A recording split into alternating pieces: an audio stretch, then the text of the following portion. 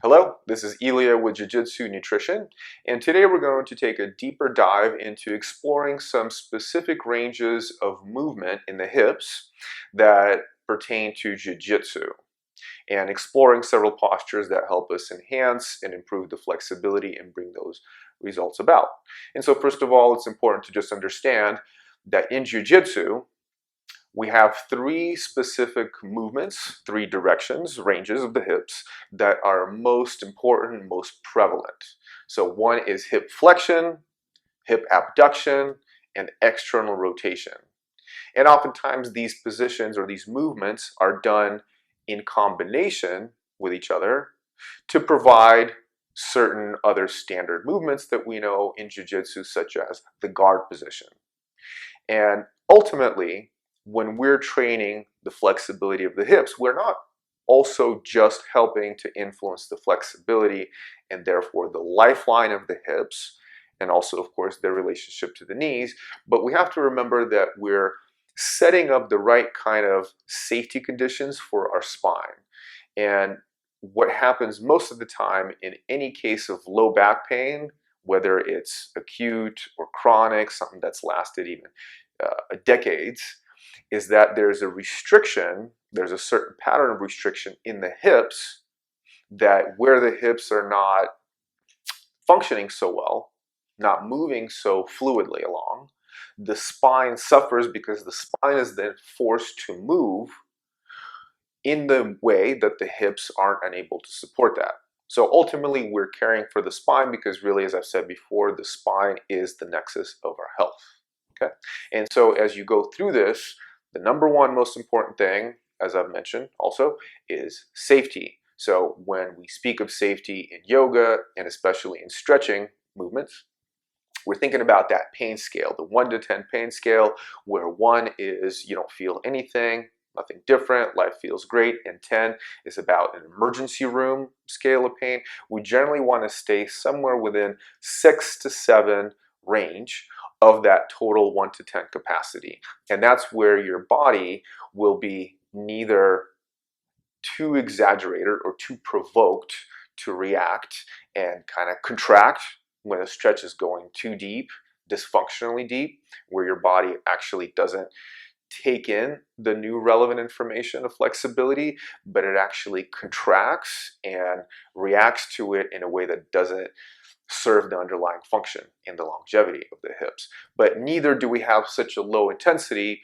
where there's no information, no input being put into your body, or specifically here into the hips. So we want to stay right within that 6 to 7 range, which as you become a little bit more versed in this over time, you'll have the ability to recognize. So just always make sure you pay attention to how your body feels.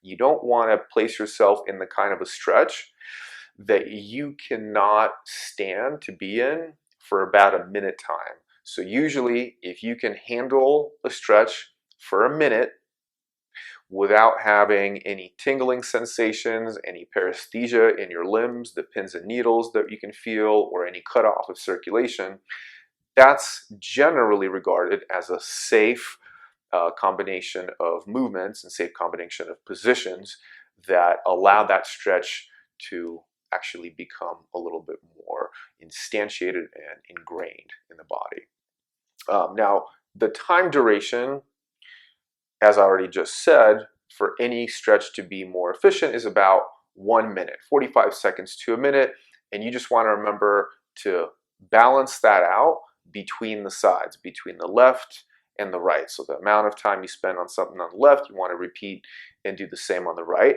with one exception. If you notice that you're more restricted, you're less flexible on your right side doing something as compared to your left, then you actually do want to invest more time on the side that you're a little more restricted and inflexible.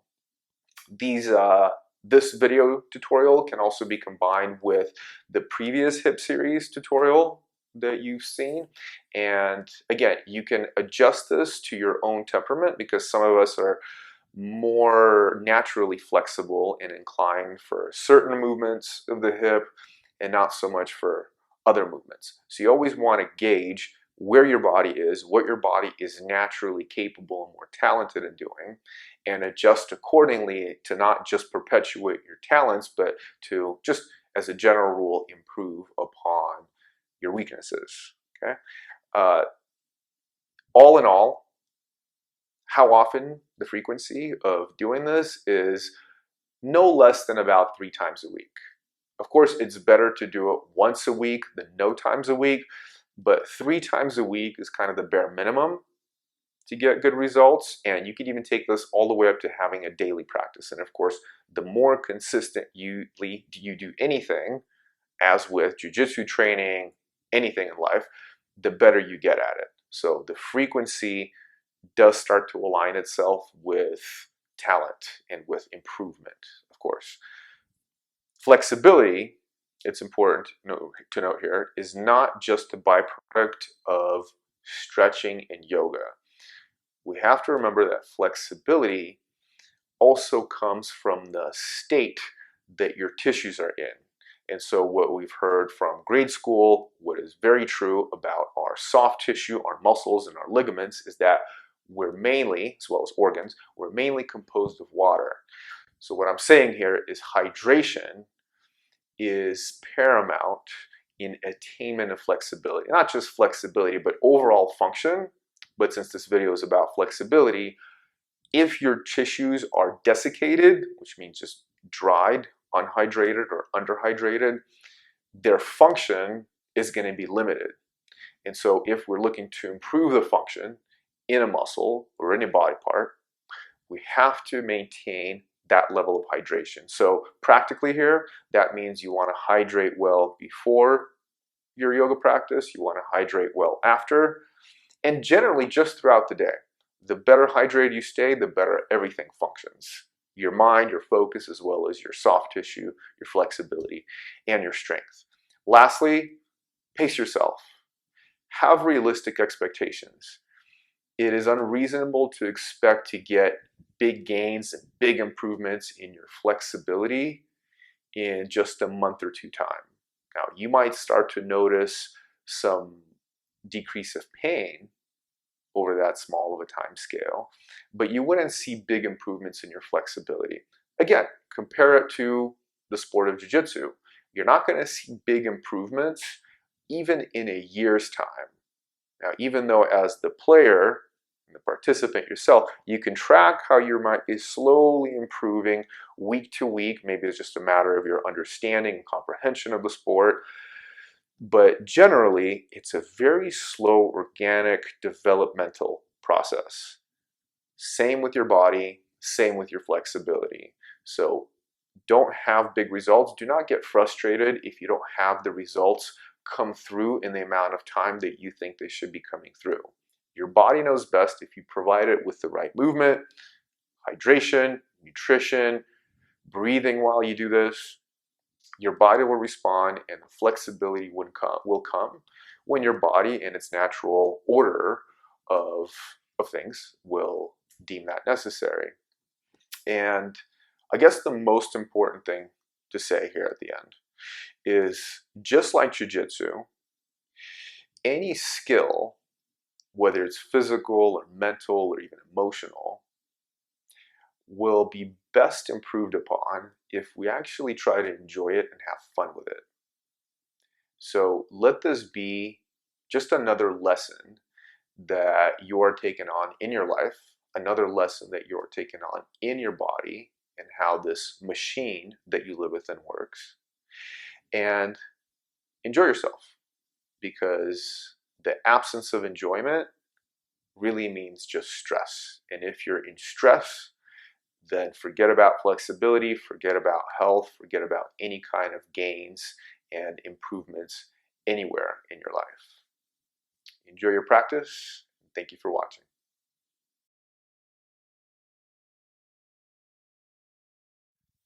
To begin with the toe sit, you're going to come forward onto your hands, lift your knees and curl your toes, stepping your feet together. Make sure the inner edges of your feet and big toes make contact. Pin your big toes and try to step the lateral edges of your feet away from the center. Maintain spread in your toes as you bring your knees down, and then you can sit upright and use your fingers to help fold some of the other toes under. Separate your thighs to decrease some of the intensity of the stretch if necessary, and progressively work to bring your thighs together to encourage the adaptation and intensity of better flexibility. Close your eyes and relax. Let your shoulders relax away from the ears. There's another variation you can use by taking a block or any other similar object you can place underneath your knees and decrease some of the tension in your feet. And you can turn this up to a higher elevation to decrease that intensity still further. Your most important resource, of course, is your ability to relax, which is more of a mental ability than anything else. And this is what the practice of yoga does. It encourages the power of the mind to become solidified in the body. And this allows for health and balance.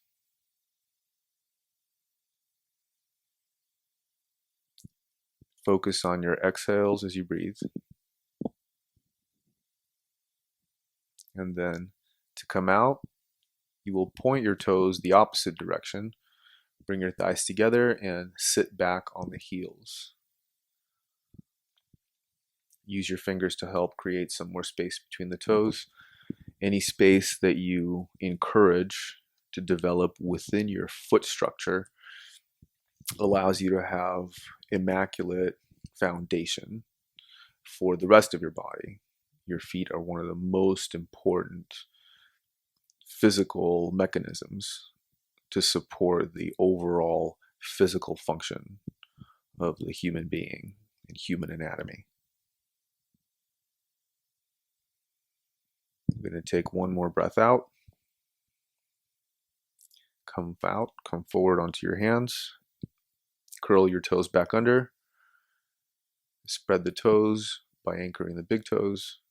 Bring your knees down. Sit back up. Always be vigilant for the space that your toes have between the feet.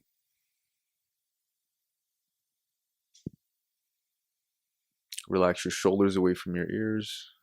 A huge component of relaxation is plugging into the neurology of relaxation. One of those main inputs is your ability to exhale, and not just exhale in terms of depth, but exhale in terms of texture of the way that you breathe, the unhastiness of your breath. We're going to come out, point the toes back one more time, sit back on the heels, relax your shoulders, lift your chest, close your eyes, and take about 5 deep in and out breaths. Make sure that your abdomen moves freely to allow the expansion and capacity of your breathing development. And you will come out. We will begin with bending the knees and setting the feet flat on the floor. Pick up the right leg, maintaining a bent knee. Hold the shin with both hands. Make sure to pull the right thigh diagonally away from the torso.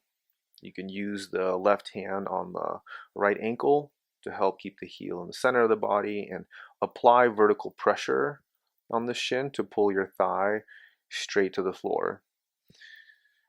You have the option of using your right arm to wrap around the shin or the knee if you have the flexibility, and you can use the left hand on the wrist to give yourself extra power to pull down.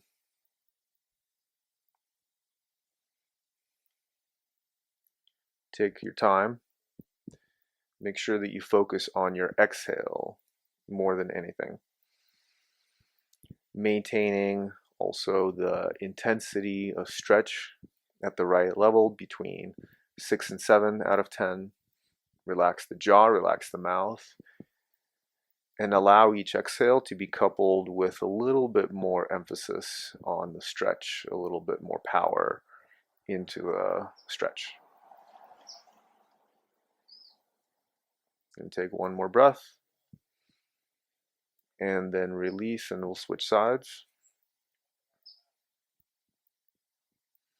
Pull the thigh diagonally away from the torso. Use the right hand on the left ankle to help keep the heel centered and midlined, and to keep the thigh moving away from the ribs. It's very important to make sure the thigh does not ever run into the ribs. You can take it far past the ribs, but never let it run directly into the anterior portion. As with the previous side, you can wrap your left elbow around the thigh or the shin to help give it a little bit more force and a little bit more strength. Take your time to especially exhale. The emphasis on exhaling allows the parasympathetic side of the nervous system to come in and advantage where we're directing the information in the body and in the muscles. It keeps us out of a stress response, which means that it keeps us in more of a development phase. And then we're going to release and switch sides again, back to the right leg, pick up where you left off. And then unbend your knee just enough to make sure that the sole of your foot is flush with the ceiling.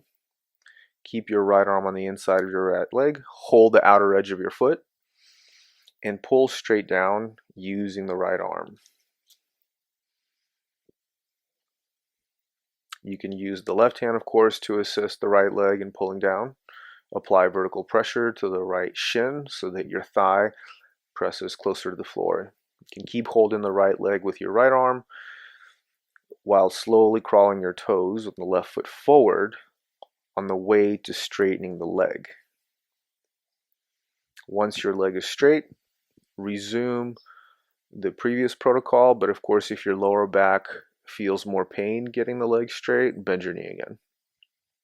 Wherever you end up, steady exploration of your exhale, and not just the volume of your exhale, not the size or the sound, but the texture of your breath, the feeling that it has coming out of your nostrils. You can use both hands on the right leg by holding the heel with the left hand to give yourself a little bit more drive and push. Try not to let your jaw strain as the demand on your hip flexibility increases. And then we can release and go back to the left side. Pick up where you left off on the first position. Hug your left thigh past the ribs to the left. And then unbend your knee just enough to get the sole of the foot parallel to the ceiling.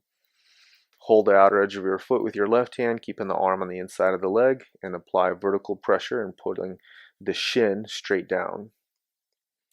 You can use your second hand, right hand, on the heel to pull the leg and give it a little bit more of a drive, a little bit more strength.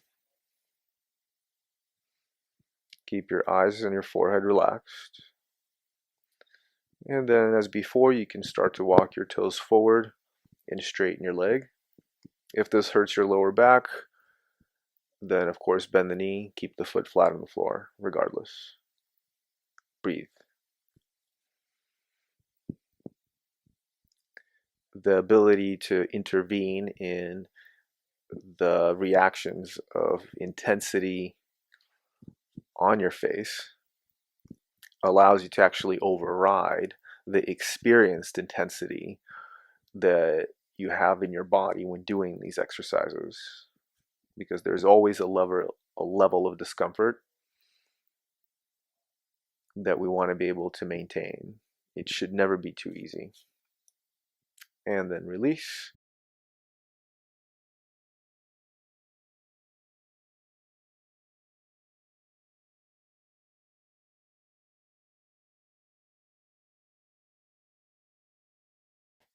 For this pose, we'll begin by coming forward on all fours and stepping the right foot forward and moving the right arm to the inside of the front leg. You can begin to move your left knee back as far as you can tolerate. And as you do this, you will notice an increase in the stretching sensation on the front of your left thigh. If you want to increase the sensation and the stretch, you can start to bring one arm down at a time.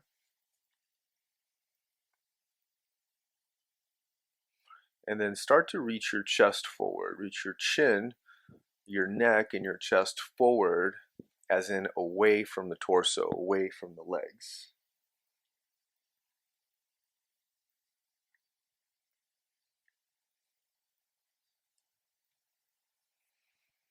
Make sure that your breath is steady and your jaw and your face is relaxed, as with the previous positions. And we'll begin with the static position, but eventually we'll move into a dynamic stretch by lifting the back knee up on the exhale. Inhale, bring the knee down. Exhale, lift. Inhale, lower knee. Exhale, lift. Inhale, lower the knee. Exhale, lift it all the way. Inhale, lower for a total of 10. Exhale, lift. Inhale, lower the leg. Exhale, lift again. Keep your chest reaching forward. Exhale, lift the back leg. Exhale, lift. Inhale, down. Exhale, lift the leg again. Inhale, down. Exhale, lift. Inhale, down. And then you're going to have an option to come into a deeper variation by moving up with the torso, lifting yourself up on your hands and moving the trunk away diagonally from the front thigh. And then eventually you can work one arm down at a time. You can start by being on the left elbow and pushing your right hand into your right thigh to move it away from the body.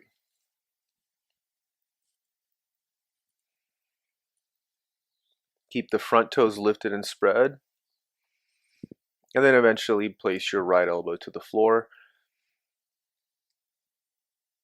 Keep your breath steady. Keep reaching the chest forward. Do not let your head just sag and hang.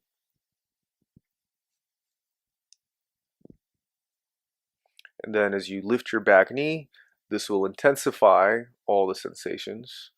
And if this is too much on the lower back, you can of course keep your back knee on the floor. Take long inhales and long exhales. As much as it is difficult, try to pay attention to the way your abdomen moves.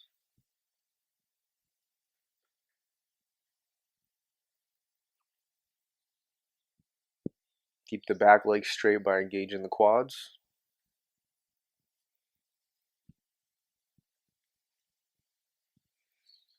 And then there's another variation to this pose where you can bring the back knee down,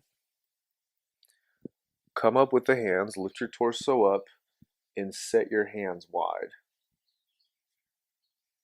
To bring the head down to touch the floor, or head onto the hands or your forearms.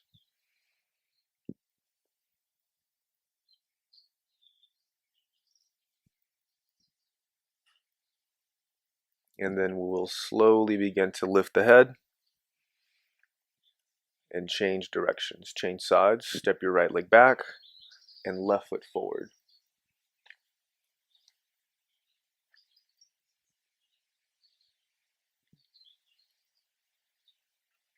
Start to move your right knee back further and further. Keep your front toes lifted. Make sure your front thigh is angled away from the trunk. And then bring your right elbow down and maybe eventually your left.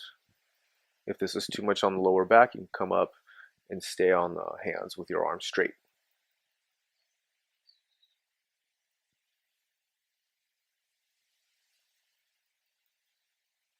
Reach chest forward and take long inhales in order to elongate the torso as well as the spine. And on the exhales, keep your chest accentuated a little bit better in its reach. And then as we prepare for the dynamic variation of this lunge, stay steady on the forearms or the hands and lift the back knee up. Inhale, knee lowers down. Exhale, lift. Inhale, down. Exhale, lift the leg fully. Inhale, relax it down. Exhale, lift. Inhale, down. Exhale, lift the knee again. Inhale, down. Exhale. Inhale, keep your chest reaching forward. Exhale. Inhale, knee down. Exhale completely as you lift your back knee. Inhale. Exhale, lift it again. Inhale, last one. As you exhale, lift the knee, lift it well, and inhale, bring your back knee down, come up on the hands, and start to move your torso away from the front thigh. And then push your left hand into your thigh to take the leg slightly away from the body.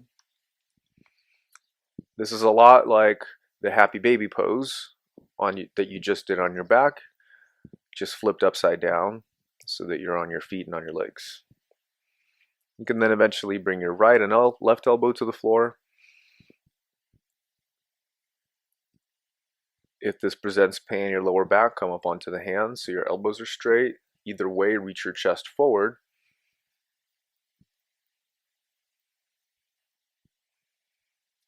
Keep the texture of your breath soft and consistent. As before, you're going to have the option to take any of these poses in a little bit of a deeper direction. So you can lift your back knee at this point and hold it here.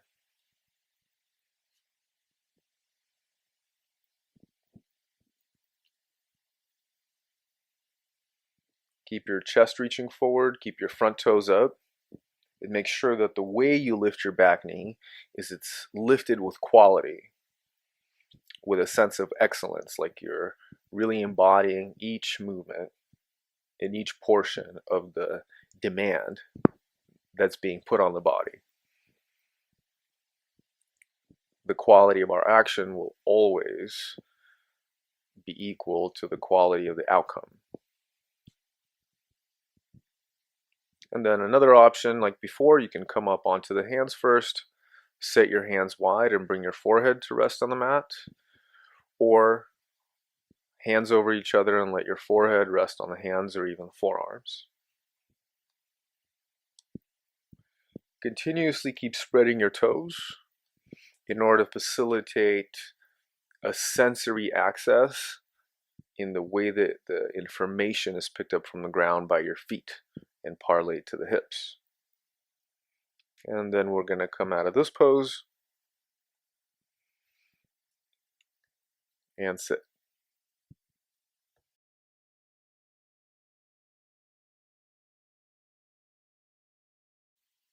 Now, beginning on all fours, you're going to bring your right knee forward towards the right hand and angle your foot towards the left. You can always grab your ankle with the left hand and move it forward a little bit. As you then sit down on your right thigh, make sure that your right thigh is flat on the floor. You're stable. Bring your back knee to meet your front foot, and then set your hands wide and begin to extend your chest and your sternum forward as you come down and place the body or aim the body to the front thigh. You can bring your forehead onto your hands or on another support. If your forehead can reach the floor, you can place it there too. Make sure that your right foot is engaged and your toes are always pulled back. The deeper option, of course, is to move the front shin more parallel to the front of your mat. And again, reset your hands wide and come down by extending the sternum forward and let the head rest on the mat. Use your left hand, the palm of your hand, against the base of your big toe on the right foot, and resist your hand with your big toe mound as you push your hand into the big toe mound. This will activate your ankle in such a way as to keep your knee safe. Continue exhaling as deeply as the rest of the poses. You can start to go into an even deeper option by extending your left leg back, which is going to include some hip extension and psoas work. You're going to again lift your chest up using your arms and descend down with a lengthened spine to let your forehead rest on the mat, or let your forehead optionally rest on your hands or on another prop.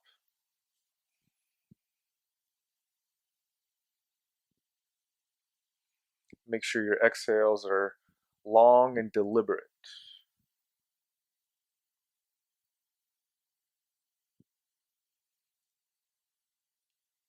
Make sure that you're using your right hand to push away from the ground, so as to help you rotate the left hip down to the floor as long as the right thigh does not come off the ground.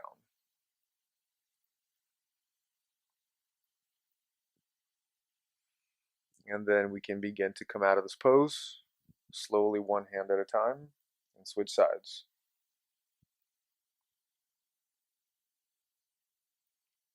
Bring your left knee to your left hand, your left foot towards the right hip, and then set yourself down on your left hip.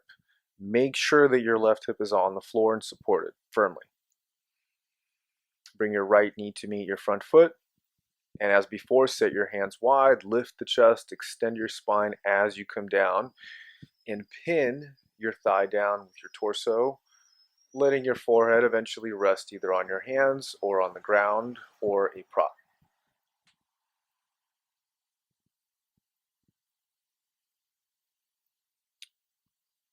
And as we did it on the previous side, there's always options. So to take this a step further, you can angle your front shin to become more parallel to the front of your mat.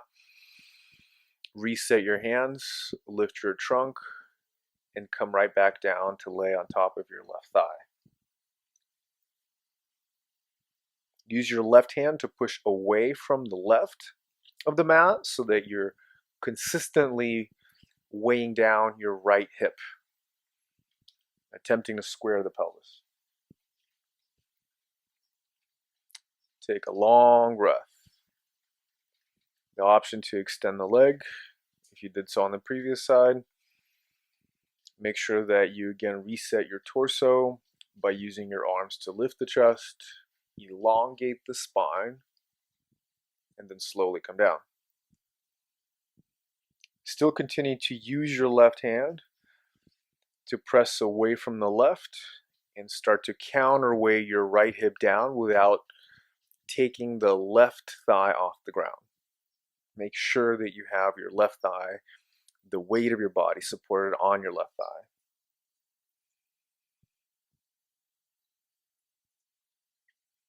Keep your jaw and your mouth relaxed, as this pose, along with other hip poses we've done today, can be quite intense on your sensations. And to keep your nervous system relaxed, we always go to the breath and to relaxing the face. And then you can begin to come out and have a seat.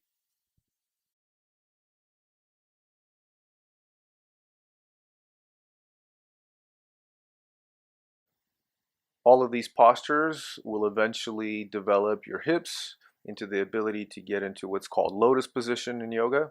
And this is the gold standard position of hip flexibility as seen by yoga as well as Western science, and the eventual outcome of this video session.